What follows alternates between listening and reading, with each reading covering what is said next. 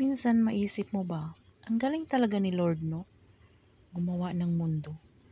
Tingnan mo, sa iba't ibang mundo na napupuntahan mo, iba't ibang tanawin yung nakikita mo.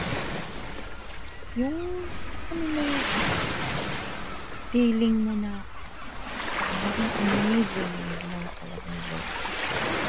Sobrang ganda ng mga nature na gano'n. Talagang ma-amaze ka ba? Sobrang powerful talaga ni Lord.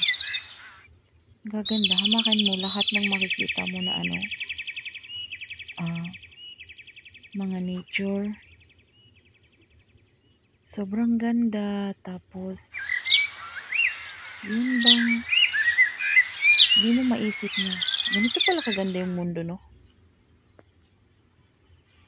Mapunta ka sa iba't ibang lugar, makikita mo yung iba't ibang klaseng iba't ibang klaseng tanawin, mga halaman na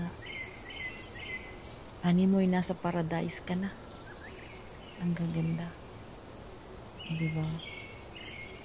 So, thank you talaga Lord sa lahat ng blessings na binigay mo sa amin. Dahil ang mga ito ay kayamanan natin, kaya kailangan natin pangangalagaan. Dahil bigay yan ni Lord para sa atin. Thank you so much Lord sa lahat ng blessings na binigay mo sa amin. At sa darating pa. Ayan guys, makikita natin diba ang ganda ng mga gawa ni Lord yan lahat eh. Kaya yung may gawa sa lahat ng mga yan. So kailangan nating pangangalagaan at pagbutihin.